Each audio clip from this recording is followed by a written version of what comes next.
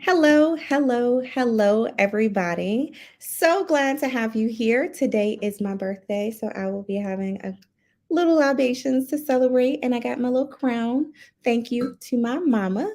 And so I am Rosalind Brown of Your Wealth Guidance, where we help Black women create their financial independence map and identify the tools for your success so you can live life on your own terms. Hopefully, if you're watching this for the first time, that you have subscribed to the YouTube channel, that you also turn on notifications so you don't miss a show ever. And so today we have a great guest. So we have Eboni, who is a recovering victim of Black girl burnout. Child, like, and so Black girl burnout is the burnout of a magical Black girl feels from aggressively pursuing Black excellence. And so I'm quite sure all of us from the very beginning were working and striving to be the greatest of the great, but child, we tired. She worked to better understand herself and her natal promise through her birth chart. And then she found the courage to quit her Fortune 500 company executive job, begin her journey as a digital nomad, and live a more meaningful and peaceful life. She is passionate about helping others find healing by identifying where they are stuck, enabling them to move forward in a life that is more aligned with their heart's desires. So I want to turn the floor over to Eboni. Thank you so much for joining us.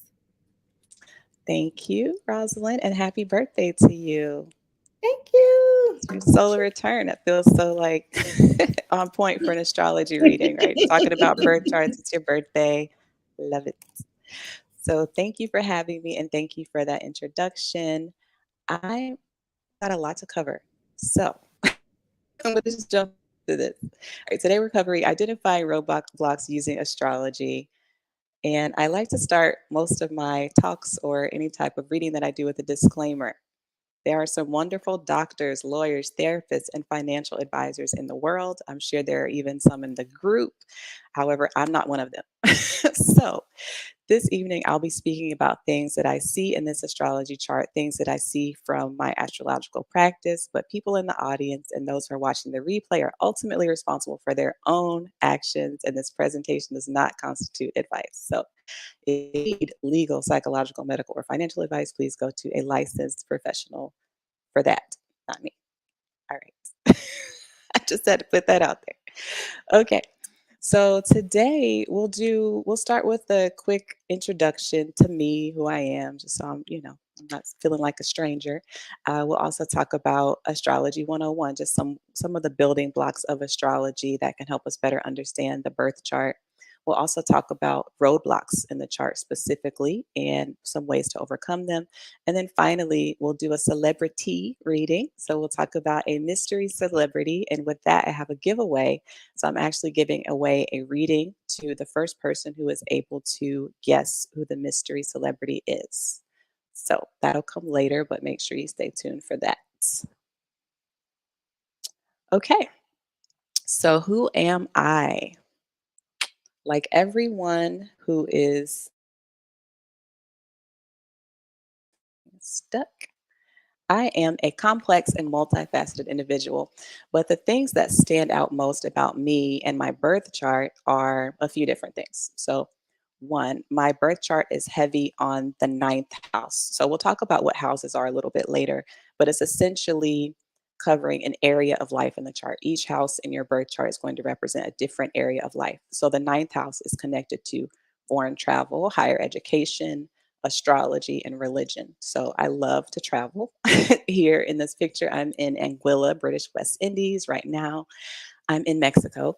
So I love all of that stuff. Higher education is huge. Obviously, I'm an astrologer, so all of those things are key.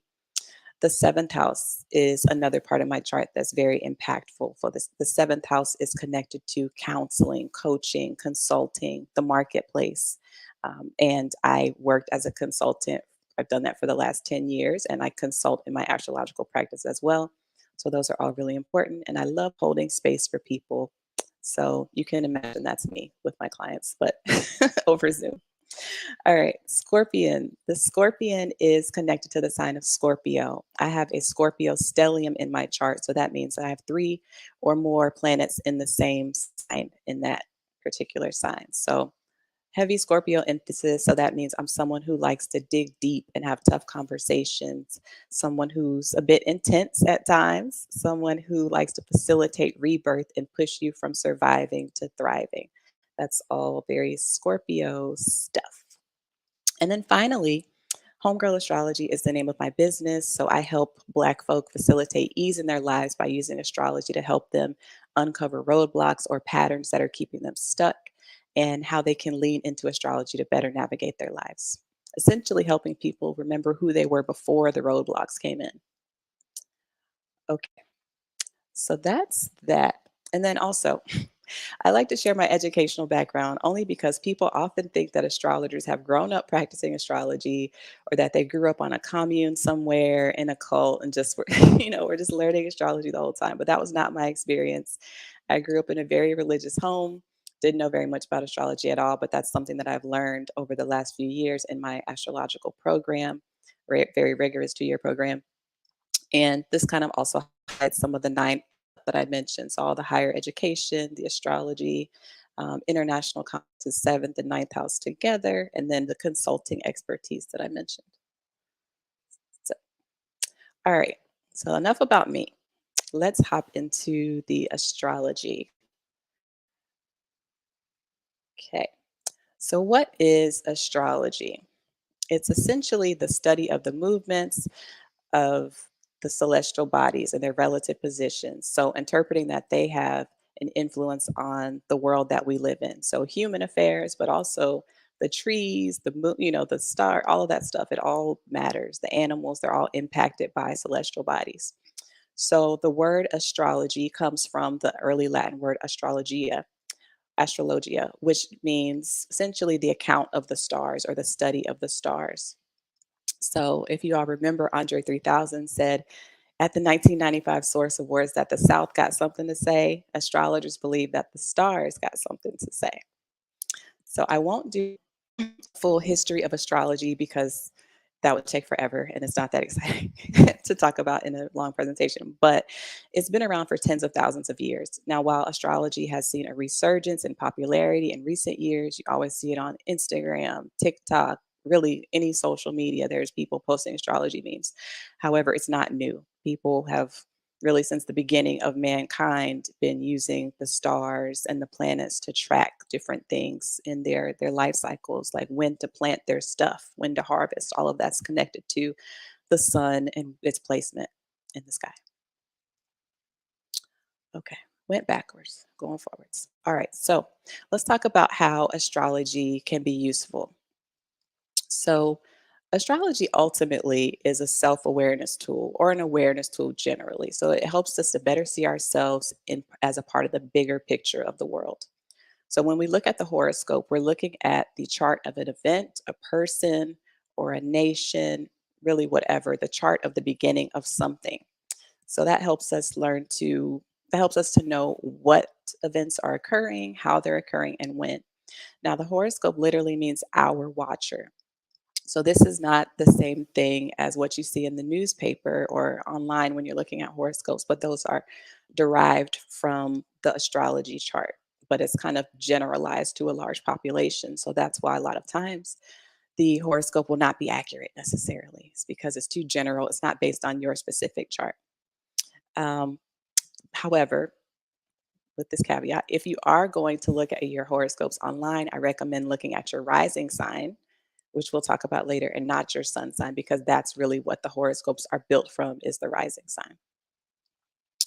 Okay, so now we'll get into some actual uses of astrology.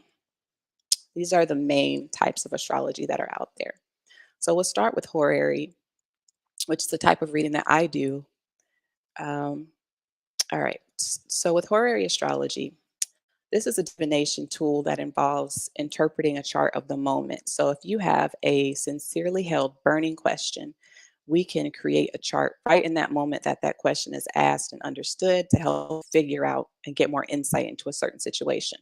So, for example, if you have a career question, should I take this job offer? You can do a horary chart for that, get some insight. For me recently, I asked, should I start a blog for Homegirl Astrology? The answer was a clear no, but I was able to look at the chart at the moment and see what the planets were saying.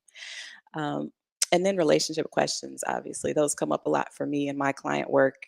People want to know, is this relationship going to last? Is this about to be over? And then I provide some insight into the chart based on that. So that's horary. We have electional astrology, which is essentially choosing a favorable date and time for an event like a wedding. So, scheduling a wedding when Venus is doing well is usually a smart thing to do because Venus is the planet of love. So, you want Venus to be doing nice things so that you have a happy marriage. And a lot of Indian people will do this. It's very popular in their culture to elect a wedding date. But you could also elect a business date if you wanted to start your business at an auspicious time, or a specific social media post. Some people even take it that far as to when is the best time for me to post on social media, or choosing a surgery date. That's more of a medical version of the electional chart. So if you have a surgery where you can pick a date, an elective surgery, you can elect a date that would be most favorable. So Mars is the planet of surgery. So you would want to make sure that Mars is doing well or in a good sign on that particular date of surgery to the extent that you can, because some surgeries can't wait, right? Um, Natal astrology, that's next. So natal astrology is probably the most well-known form of astrology, so or the most well-known area of astrology. So this is looking at the birth chart of a person. This is the person that we're going to refer to as a native because it's your personal nativity. We think about nativity back in Jesus, Christmas, all of that. We all have a personal nativity. All right.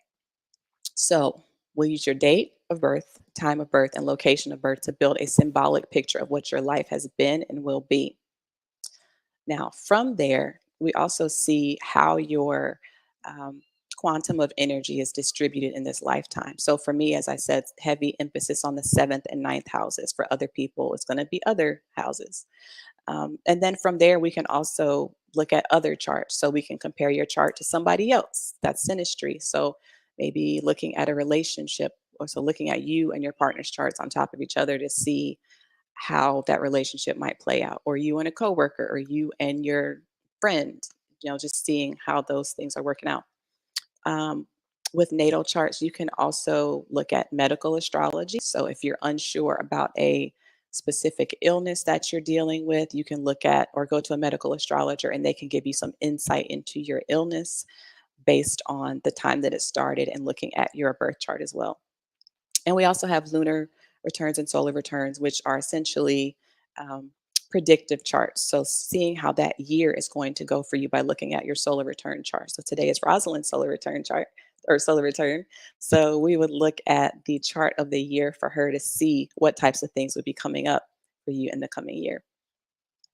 And then finally, we have mundane astrology, which is if you think about like Nostradamus, this is like the big time stuff, the big global events that are happening. So, the astrology of the world, the large bodies of people. So, like the United States has its own birth chart kind of thing that we look at. And this can tell you about general things in the world that are likely to happen based on the chart. Elections are covered there, also changes in the financial market. Okay. So now we're getting more into the nitty gritty here of the actual chart. So we see this dancing earth here. A lot of people who, when they hear about astrology, they think about the zodiac signs, when really astrology is nothing without the planets. So who cares if Virgo exists, if there's no sun in Virgo, if there's no moon in Virgo? It essentially doesn't do anything. Virgo itself, or whatever sign it is, has no ability to act on its own, but the planets in those signs have the ability to act. So you can think of each planet as having its own sort of personality or motivation. So they all act like people. They have all the stuff they want to do. They can be good or bad. So benefic, which is life supporting, or malefic, which is not life supporting. These are some of the ones we're going to talk about later. And they all have a varying ability to carry out their assignment based on where they're at. So just like people, planets have things that they like and don't like, right? They have places they like to be and places they don't like to be. So we'll talk more about what some of those are a little bit later. But based on, depending on where you are, you'll be able to, the planets will be better able to carry out their motivations and their goals. Now this So these are planet not is drawn. jamming. I'm loving that. Oh, the Earth. Like, okay, That was the okay, that's Earth. me. Now, we do have one good question because what if you don't know your birth time? What do people Mhm. do then to kind of help prepare for the reading and such? So for me, I currently don't do birth chart readings for people without a birth time. However, some astrologers will do it. I don't do it because when you don't have a birth time, you can't really establish the ascendant, which I'll talk about later. But that's essentially showing who you are in the chart. It's a showing. It will tell us more about your personality, and that creates the chart really, starting between the midheaven and ascendant. However, other people will just look at the planetary placements and not the houses. You can't create the houses without the birth time. Um, but another option would be to get your chart rectified by an astrologer. They can do a little interview with you essentially to learn more about your life, and then they can kind of backdate into a time for you. So that's an option. And I think the other option I would say is if things come up in life over time and you need a horary question answered, that you don't need a birth time to do. You can always just use the chart of the moment. So hopefully that answered the question. Someone said you can get your long form birth certificate. So another, Yes. go through the process, but it might be worth it. So yeah. Yeah, I had to do that. My birth chart that I or birth certificate that I had didn't have the time on there, but I went through the county that I was born in and reached out to them to get the long form or certified birth certificate. So there you go. All right. So these are the seven traditional Chaldean planets. Obviously, the planets don't actually look like that, but going with the theme of them being having their own personalities, we have them listed out. So I'm just going to go through and give you a couple of their general signification. So these are the things. If you see Saturn in the chart, it's always going to have a general signification, but also a concrete one. I'll explain what that means later. But generally, Saturn is the planet of restriction and fear and restraint. It is the planet of lessons learned. Saturn is very, it's a lot. It can create depression and anxiety in the chart, depending on where it is. Jupiter is going to be more friendly and generous. Jupiter is a life supporting planet. Jupiter wants to have a good time. It's going to grow whatever it touches and just really wants the best for you ultimately. Mars is the planet of war, the planet of anger and aggression, but also, I would also say, bravery as well. So, this is the planet that wants to get out there up front and just be in your face. Having bloodlust. It's also what you're passionate about. So, these aren't all negative things. The sun is the king of the planet. So people who are more sun-like in their chart, they tend to be more in charge of things. These are the people we entrust to run stuff. And they tend to be generous as well, like a benefic or a friendly royal person. We also have Venus down here. Venus is the planet of love and art and beauty and harmony and relationships. So all of that's really important. She wants to be connected to people. Mercury is here as well. Mercury is the planet that's connected to intellect, the marketplace, and business and commerce, all of that. And Mercury is also a planet that moves very quickly. So there's something associated with that too. And then finally, the moon is very changeable. It's connected to motherhood as well, it's connected to pregnancy. And just emotionalness, your emotions and your family kind of generally are connected to the moon. And that can also be connected to the sun. So that's important to point out. All right. So now we're going to move into the signs. I won't spend too much time on them just because people kind of have are at least familiar with the signs, right? But I'll just list them off briefly. Aries, Taurus, Gemini, Cancer, Leo, Virgo, Libra, Scorpio, Sagittarius, Rosalind streaking for the Taurus. Then we also have Capricorn, Aquarius, Pisces. So as I mentioned the Virgo thing before, how Virgo doesn't matter unless there's something in it. That's true for all of the signs, right? So they're essentially like the outfits that the planets are wearing. They give them a little bit of personality, that little bit of something. But there's some outfits we know that may be more restrictive than others, right? If you're wearing a super tight outfit and you can barely move, it's kind of hard to do your thing as a planet if you're wearing an outfit that's not really suited to you, right? So the planets, again, are just like us. There are 12 signs, as I mentioned. Zodiac means circle of little animals because they each have animals associated with them, except for, I guess there are a couple air signs. The air signs don't have animals. So, like I lost where I was at. But like here we have Gemini, the twins. So those are people, not animals, and Libras. So, but essentially they're animals. And yeah, each of the different signs have different qualities as well. So um, you can expect different things based on whether they fall at the beginning of the season or in the middle or towards the end. If you're at the beginning of the season, you tend to be a sign that's more willing to initiate and kick things off. So that would be like Cancer, because that's the beginning of the summer, or Capricorn, they're at the beginning of the winter, Libra at the beginning of the fall. You see these kind of like initiating qualities, whereas fixed signs fall in the middle of a season. So like Taurus tends to be more stubborn. That's kind of like the thing that people say, or but more loyal as well, because there's a sense of like consistency that comes with being fixed. All right. So now we're moving into the houses in the chart. Okay, so as I said before, houses represent areas of life. So this is what the astrology chart wheel will look like in circular form. So you can see that there are 12 of these little buckets, and they all represent different things. Some of them are malefic, so they're also not life supporting. There are three malefic houses: the sixth, the eighth, and the 12th. And you may see why as I go through to explain what each house represents. Okay. So this is kind of a lot to see, but I'm not. But the house is connected to the personality and the self. So, and it's also the strength of your body as well. So it's going to, and what your body looks like. So your appearance, a lot of that is going to be derived from the first house. So if you have, say, the planet Mars rising in your first house, so in this area somewhere, the planet Mars is connected to redness and fire. So you may have a kind of a reddish tinge to your appearance if you have Mars rising. So a lot of times people with Mars rising will have a scar on their face as well, because Mars is connected to cutting. And if you have a planet that is representing your parent in the first house, then you may also look a lot like that parent, or they may have a big impact on how you present into the world. All right, so second house is connected to money, finances. That's definitely key for this particular group. It's also connected to the food that we're eating. So when things are in your second house, they're impacting your money, honey. All right. I'm going to skip the third, move over to the fourth, which is connected to your home, your family.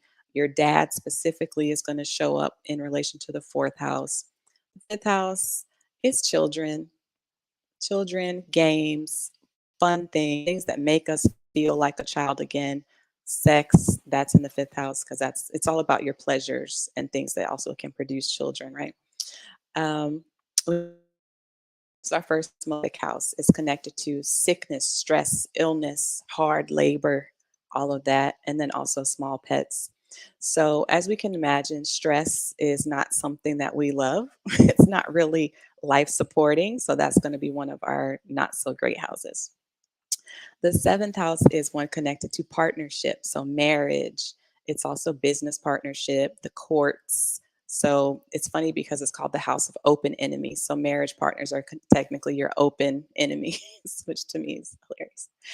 Um, and then that's also the counseling stuff I mentioned previously. The eighth is also important for this group, is connected to debt, death, taxes, loans, other people's money in general. So it could also represent inheritance. It doesn't have to be all bad, but this is one of the houses that's viewed as a malefic house because of the whole death and taxes thing. People don't really love that typically. The ninth house, I already mentioned earlier: knowledge of the stars, foreign travel, religion, higher ed. 10th house is career, and mothers as well. So you may be someone who sees similarities between your career, relationship with your career, and your relationship with your mother. Sometimes that can be a thing. 11th house is connected to your hopes and dreams. And then the 12th house, finally, this is the last malefic house. So this is connected to your hidden enemies, but also connected to self undoing. So the things that we do that aren't in our own best interests. So whether that be hopping up in the middle of the night to go get some chocolate cake out of the fridge, whether it be, spending a little too much money here and there, taking shopping sprees that we don't need to be taking. It's stuff that we kind of like, we know better, but we do it anyway. That can be 12th house stuff. But then also prisons, hospitals, spaces where we're feeling kind of locked away or put in a corner, that are in the shadows almost. Those are also 12th house things as well. And meditation, that's a 12th house thing. It allows you to kind of escape from the mundane realities of life. Those things also fit into the 12th house. Okay, so let's move into roadblocks. The hard stuff. We don't like to talk about it. We want to stay positive, but life is real and stuff happens. So I don't mind talking about the roadblocks. They come up in different ways in the astrology chart. So there are there can be angles that are hard in the chart. So when we talk about aspects in astrology, we're looking at angles between planets. So those can be good and not so good. There's also being retrograde. You hear about Mercury retrograde all the time. Being retrograde is not a great thing for a planet, but it's okay. That's just another potential roadblock. But today I'm going to focus specifically on planets that are malefic. So we already talked about two with Mars and Saturn, and I'll go through these. But before I get into that, I just want to note that everybody has malefic planets in their chart. The planets don't take days off from being in the sky.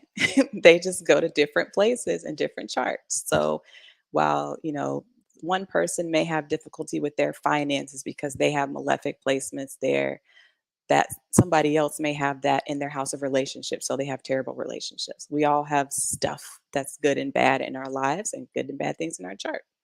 But you are not doomed. Okay. It's all about learning lessons. I think that's the main thing to note with these roadblocks or these malefics is that they're teaching us life lessons. So you can learn the lesson and move on, or you can keep repeating that same pattern until you learn it and then you move on. Or, if you're hard headed and you don't learn the lesson, you just keep experiencing the same thing over and over again. So I think that's when astrology becomes helpful because we can take a step back and see what these patterns are and why they're coming in. So let's start with the Mars, which we already talked about a little bit, about it being rough and brave and on the front line, all about being in the face of danger and passionate, ready to shed blood. The more negative side of Mars can force us, it pushes us to rush into things without fully considering the impacts to ourselves or to other people around us. So I have Mars in a placement that's related to travel. So a lot of times when I'm abroad, I get hurt. I run into things. I like cut myself while I'm shaving. It's a mess. It's always something small, but it's something. With Saturn, there is a connection to sadness, depression, as I said, really hard lessons, restraint. Saturn's going to make you bust your buns and it's going to teach you really tough lessons. So if you look at your life, just take a step back and see where you've struggled the most, just over and over again. There's probably a Saturn influence on that part of your life. Now, these are the two like traditional Chaldean planets. And I say the traditional planets because when a lot of this astrology stuff was written back in 1500s or so, they hadn't discovered Uranus, Neptune, or Pluto yet. So they don't write about them. But we start to bring them in more modern astrology, or what I practice is neoclassical. So it's kind of a blend of the two. All right, so let's talk about Uranus. Uranus is the planet that represents shocks, sudden endings, losses, or gains out of the blue. So if you win the lottery, that could be a Uranus thing passing through your chart and making an aspect. But Uranus also represents people who are just really weird. Or brilliant geniuses. People tend to fall on some end of the spectrum. So, like a Dennis Rodman would be very like a Uranian guy. Neptune, that is a planet that connects to disappointment or disillusionment or just a lack of clarity. But that disappointment can lead us to want to escape So with Neptune, you do find addictive tendencies. So this is where you see substance abuse come in the chart sometimes. But it doesn't have to be all negative. Neptune's also related to glamour and acting and film and kind of Hollywood sort of stuff. But that could also be why you see people who are in the industry on substances sometimes, right? There's the good and bad sides of it. We also have Pluto. Pluto, if I were to think of a movie character that represented Pluto, I would say Mr. from The Color Purple. Is Pluto is awful. It is awful. Pluto will come through and just abuse you and like just ruin your life essentially. Pluto causes you to start from the ground up. A lot of times if I see Pluto, it's connected to transformation and change because you end up just losing things and having to start over. So I see that sometimes in people's 10th house of career, and I can see maybe they might have experienced a layoff at some point, or some major career change where they had to start over. So I've seen that a few times. I've seen Pluto in my own chart, my solar return, in a year where I like just kind of completely blew up my life and started over. So that's that Pluto influence. A lot of times, Pluto will compel you to leave a job. This is the one that can manifest as burnout for sure because Pluto is such a slow moving planet. It takes a while to move through your chart. So if you are experiencing Pluto transits, this can make you feel like I have to leave this job. You wake up every day feeling this anxiety that says you got to get out of here. That happened to me. It happened to my friend recently, and we both ended up leaving our jobs because every day it was like, got to go. Um, but you just feel so like browbeaten and abused because Pluto is connected to Hades in mythology, and Hades was an abusive god in the mythology, right? Um, and then we also have Chiron. Well, I'll say the good thing about Pluto is it clears the way for new life, for new things to happen that are better than what you were doing. So while it's scary to go through that because you're like, I don't know what I'm going to do, like I can't take this no more, but it like helps you to clear the road for better. All right. Chiron is it's not even really a planet. There's some debate about that, but it represents the wounded healer from mythology. So this is it's almost like Saturn. It's also going to teach you lesson that you with you for a long time. Um, Depending on where it is in your chart, it's going to make an impact there. So Chiron, say in the second house of money, can represent money wounds. So like a money mindset issue that you experienced early in childhood. So maybe you had a parent who was a chronic under earner. So you saw that and you're like, okay, I'm never going to be that. But then you end up being someone who's like a workaholic or has issues with never getting enough money. It's never enough, you know? So that can be one way that that shows up. And the south node is not a planet either. This is one of the nodes of the moon, which there's another one called the north node that is more benefic. So that one's nice to see. This one we don't like to see as much. But this essentially drains whatever it touches. So it's like a cosmic toilet bowl. That's what my teacher says. The Neptune is the other cosmic toilet bowl. They both kind of like flush things down, make things disappear. So if you see this in your second house, that can be rough. You can experience some losses financially, really anywhere that is placed, you're going to see some losses and some difficulties getting out of that area. Okay, so we got our little tutorial on these roadblocks. So we're going to hop into the celebrity reading. Okay, so you all can start guessing. I can't really see if anyone's here or not. But I'm going to go through the chart relatively quickly. My readings typically last an hour with my clients. Obviously, I'm not going to spend that much time on the chart now. Um, but if you, when you come up with who you think it is, feel free to drop it in the chat.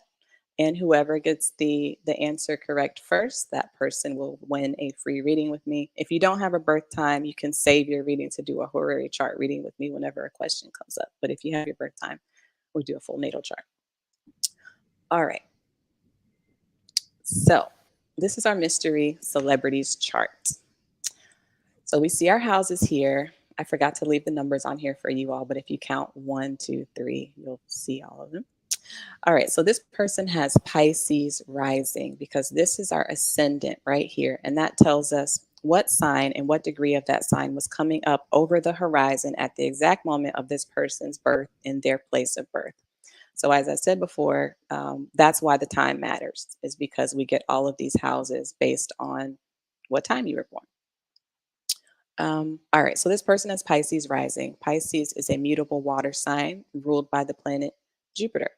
So, when someone has mutable water as their rising sign, this is going to be someone we'd expect to want to connect on an emotional level. So, they're wanting to just get caught lost in the sauce with people, essentially. These are people who don't really have boundaries necessarily. They just kind of want to connect and love on each other and all of that. That's more of the mutable water experience. This person's Pisces is ruled by Jupiter because Jupiter is the ruler of Pisces. So this is essentially representing this mystery celebrity in the chart, this Jupiter. So Jupiter's in the sign of Aries, which is a sign that it doesn't really like to be in, and it's also retrograde. So we're already starting off a little rough. Even though Jupiter, again, is a benefic planet, it wants to be generous, it wants to be kind, it wants to have a party. Jupiter is like the party planet. But it struggles in Aries because Aries is ruled by the planet Mars. And we talked about Mars as a fiery and passionate sign, a passionate planet that wants to fight. So you put someone who is a generous person in a sign where they want to fight, and this is somebody who's partying hard and maybe aggressively. Jupiter is also ruling their 10th house because Jupiter rules the sign of Sagittarius. So the planet that rules their 10th house and their mother is the same planet that rules them.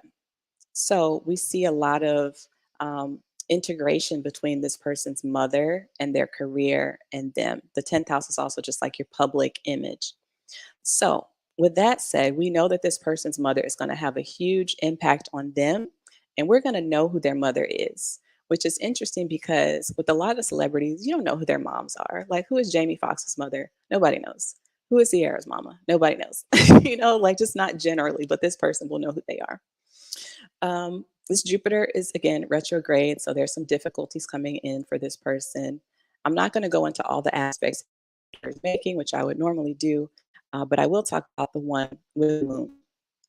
So the moon, as I said before, represents emotions and the mother again. So this person is super close to their mother. They have the moon in the sign of Aries. So again, that fiery impact is coming in because Aries is ruled by Mars. So this is a person who may have a fiery temper. They may pop off a little bit. This is somebody who's not going to back down from a fight. They are tough, or at least they are wearing a tough person's outfit because we talked about the signs as outfits. And let me know if anybody has any like interesting guesses too. I'm curious to see. Okay. We have Chiron directly on the ascendant, and we talked about Chiron being the wounded healer. It can also be related to a physical illness, or like in the first house, it can be related to self esteem issues. So it can be an emotional wound, self esteem, or a physical illness, maybe both.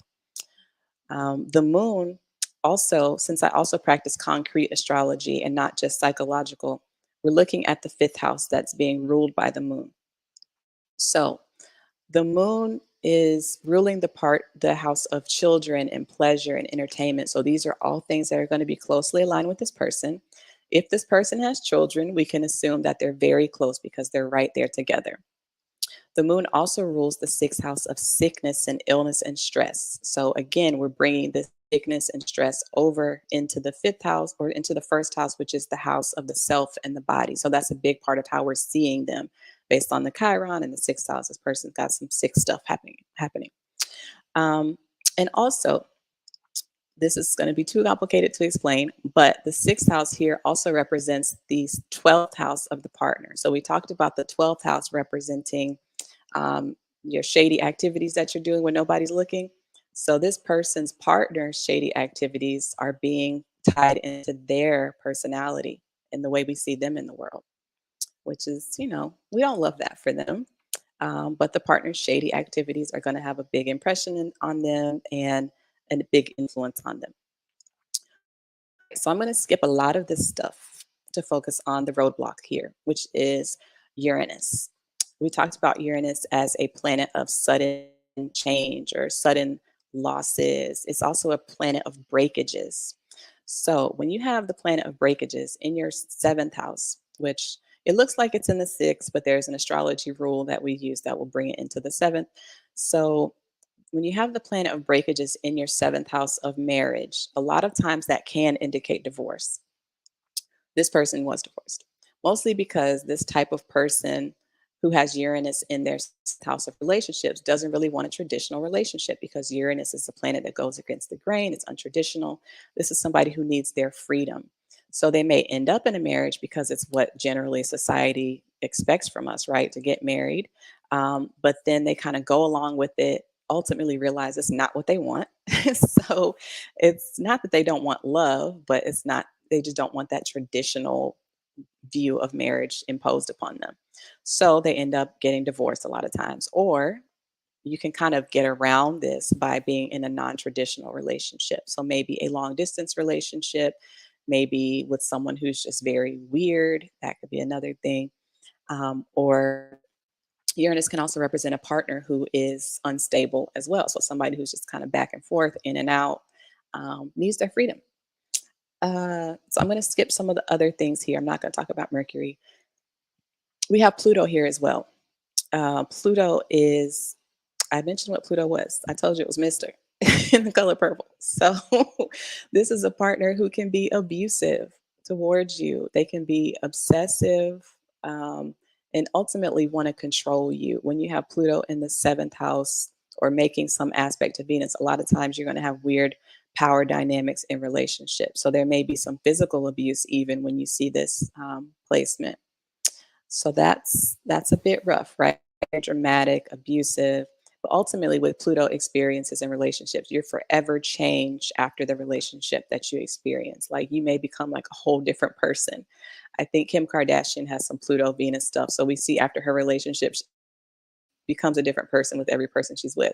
And a lot of famous women who would be called like, bad chicks or whatever, they have Venus, Pluto stuff, like Rihanna, Meg the Stallion, like a lot of these people.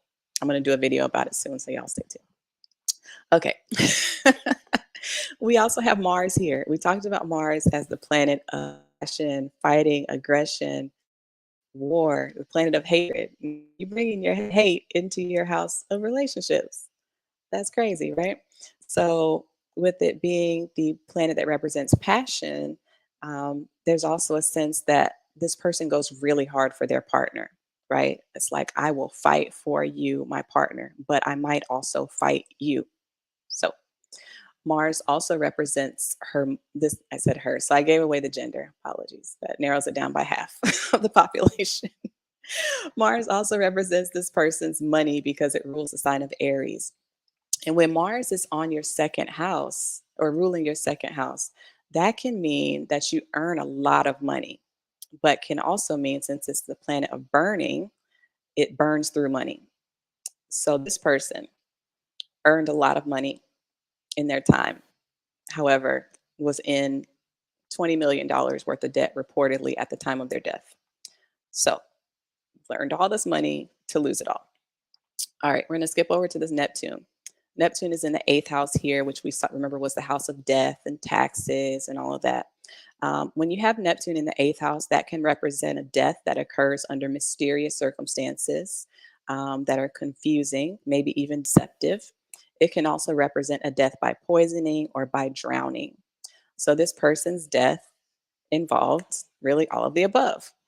And Neptune is also making a trine, which is a easier aspect to this person's ascendant. So that's telling us that spirituality is going to be important for them. Neptune's also connected to spiritual people. That's also why you'll see people who are like on really hard drugs who go to church and become like a mega pastor, a mega church pastor, right? Because you just kind of flip to the other side of the coin. All right. So this is someone who's going to be escaping probably through substances. All right. And then we also had the South Node here, which the South Node, it stays in the same sign for a really long time. Actually, all of the outer planets do. So Pluto, Uranus, and Neptune all stay in the same sign for a really long time. So you're going to see people who were born around the same time as you with those same planets and those same signs. So that's why the The house placement becomes more important, and also like the aspects that it's making to other planets.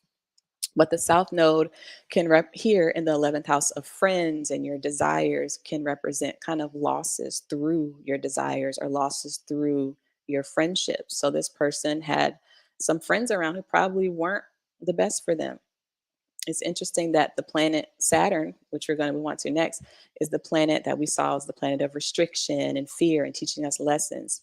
It is ruling the sign of Capricorn, which is here on her 12th house, which is the house of self undoing. So it's also ruling her house of friends. So her friends are going to be a part of her self undoing and not the best influences. This is a person who is earning good money from her career, but spends it on their bad habits. So, do we have any guesses on who this person might be? Well, we went through a few. Okay, The guesses you've been going. And so we have a couple people. So someone named J Lo, someone I named Usher until you said it was a woman. So then we went back. And then we have Whitney Houston in the chat as well. there it is. Let me see who said Whitney Winner, first. winner, chicken dinner. Yes, there we go. We got our winner.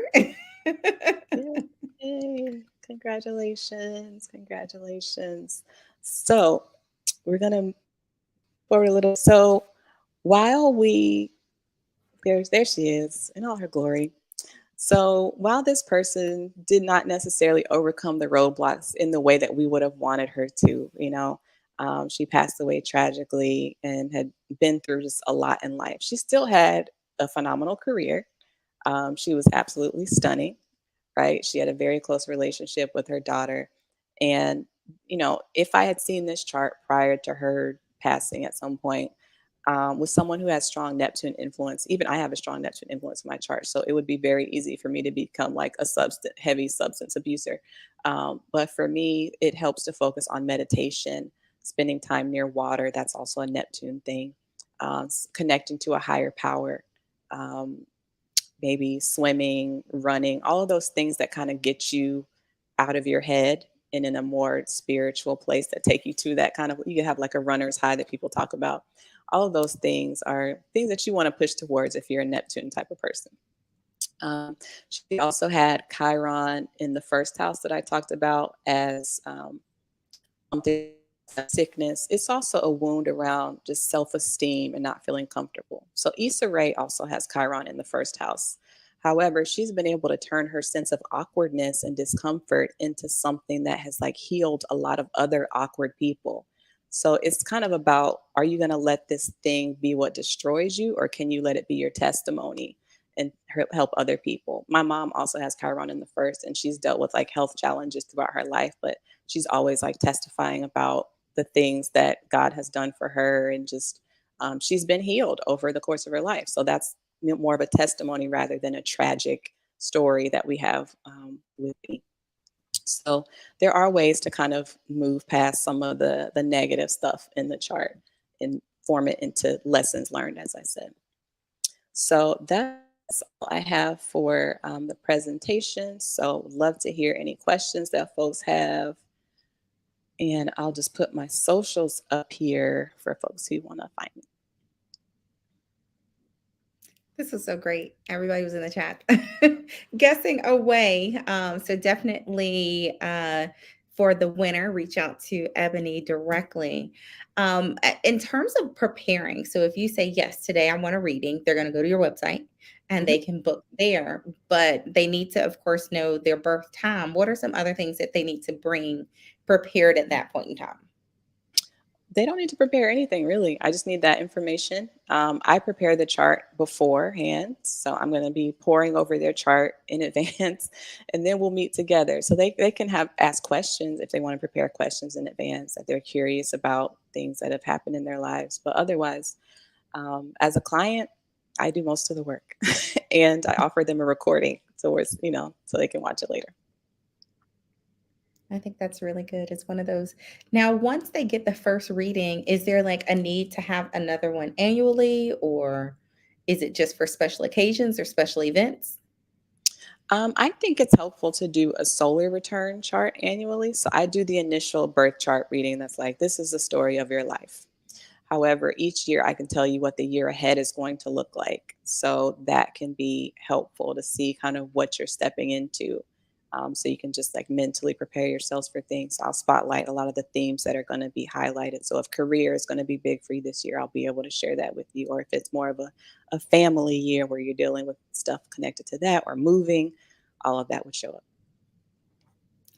And now this is a good question. It says, how can we tell that a planet is in retrograde? I know we hear about that always, and we're like, all right, what that mean? People gonna go crazy or whatever that is. How can we tell that a planet is in retrograde? So if you are someone who's like looking, it would be more like looking at a chart to see. So here we see this little RX symbol on my chart. And a lot of times, if you look at a chart somewhere, it'll be in red because it's retrograde. But in terms of like the interpretation, I don't think there's really just a way to tell if it's, retrograde just by like living, seeing. I don't know that we would say like, oh, wow, Jupiter's retrograde today because of XYZ. Um, and for me, I don't take a whole lot of stock in Mercury retrograde. Like, if you're someone who's a Gemini rising or Virgo rising, then it's going to have a huge impact on you more so than other people because Mercury is the planet that rules those signs. So for you, if Mercury is retrograde, that means that you're retrograde, right? So then it's going to have a bigger impact. But other people who like blame everything on Mercury retrograde, it's like, okay, calm down. It's retrograde half the year. Relax. And we have someone, they said they had a reading with you last week and it was so revealing. So definitely, if you want to have a similar experience, make sure you check it out. Ebony on her website to book your reading. This is a good question. It says, if there's no sign in that house, so I know as we're looking at it today, does that just simply mean it's not important? This isn't an issue at the moment? Like what's the significance of kind of the blank areas? That's a good question. So when you don't have something in a house, it doesn't mean it's not important. Like obviously everyone has a home or a family or a lack of home, but that would still show up too. So you look at the planet that's ruling that sign.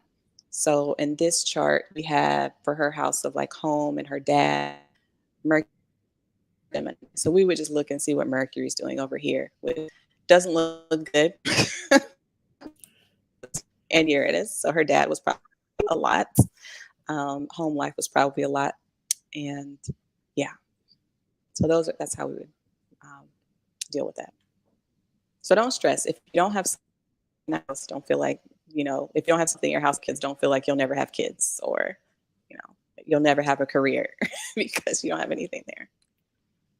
Now, is this more of this is your destiny, or are there things when you read about them now you can say, I want to make a change? So, like, destined for substance abuse, destined for heartache, pain, whatever those kind of things. What do you do with the reading to kind of either combat it or make sure that whatever it's saying could potentially happen doesn't happen to you? Yeah, so I think the astrology chart is essentially it shows us what your life will look like if you never change anything, if you never try to make any changes. Um, However, you can change things, but it's really hard because a lot of these times, by the time you've seen the chart, it's like things are kind of more set in stone. So you've been experiencing the same pattern for like 35, 40 years. So it's hard to break away from that, but it can be broken away from. So as I said, you kind of lean into the more positive aspects of replacement to the extent that you can. So like with Neptune, the meditation thing, going for walks, dealing with a higher power. Uranus, just kind of accepting that you're going to be weird. Stop trying to force yourself into a traditional box. And do your own thing. So my parents actually both have Uranus in their seventh houses. So that would be a divorce signature for both of them, but they both have it. So it kind of works. They've been married for like 50 years, I think, at this point, or close to it. So don't get too freaked out about that if you see Uranus in your chart. Just find another person who's equally as weird as you. There's always a partner for your weirdness. There's somebody for everybody, child. Like, all right. Any other questions? Let's see. Any other questions? Did I miss anything? I think this is it. Someone said this was so much fun. I think that's a fun one. You probably just need to do some of these celebrity readings more often. It's like, huh, it does start to I kind of come together as we were watching, the Whitney that we probably grew up with to the Whitney and Bobby and the reality show. And goodness gracious. yes, I did a And reading so then you on can like see it. I did a celebrity reading on Will Smith after the Oscars thing happened, so that's a video that's up on my channel. So you can see his birth chart, but also it's overlaid with the chart for that night. So you can see like this something was going to pop off that night, even if it wasn't this, something crazy was going to happen.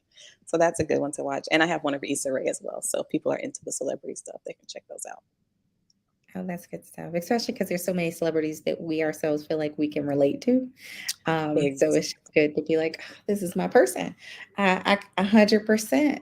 If you were the awkward black girl in the mirror, like Issa, you're like, okay, this might make sense. It might be something else that you have in common with them. So yeah. Yes, for Any sure. other questions? Let me see. Did I miss? Nope. Okay, I don't see anything else over there. But definitely, if you have any other questions, um, oh, so she says, how should she reach out? So how would you like our winner to reach out to you? Do you want via website, email? You can email me. It's just ebony@homegirlastrology.com. And it's Ebony with an I. And I will get back to you and we can set that up. So excited for you. I'm so excited for me. Love that. Yes. And so if you were not a winner, you are still a winner because it means you still have an opportunity to book a reading. And that is just on the website, Mhm. homegirlastrology.com. And so I hope that you all get a reading. But after you get your reading, come back and share with us. Share what you learned, but also share some of the steps that you're taking because someone out there might be in a similar situation and they're kind of battling these same things to either have a better relationship or combat whatever craziness might be going on in their life. So definitely be a part of the community and help each other out. So Ebony, thank you so much. This was amazing. I'm like, oh Thank yeah, you. let me get my learn some stuff about me too. Team Taurus. Yes, this was awesome. Thank you so much for having me. And happy Thank birthday you again. a ton. Thank you, thank you, thank you. This is my only year that I have had 38 hours of birthday since I'm celebrating my birthday in Australia. Y'all can't see, but I'm like right up against the water and it's a Yes, little down cloudy under. outside. You probably have a heavy ninth house emphasis too. Maybe. See, I'm gonna have to look. I'm be like that. Make now things are coming together. They start to make sense. So I'm super excited about the reading that I'm gonna get because I'm gonna go ahead and schedule that soon enough. But Yes. I hope that you all are planning to join us next week for another great Money Monday. Ebony, do you have any closing thoughts? No, just, again, check me out on the social media sites. I'm so thankful for this opportunity to share with you all and just have a lovely evening. Well, thank you.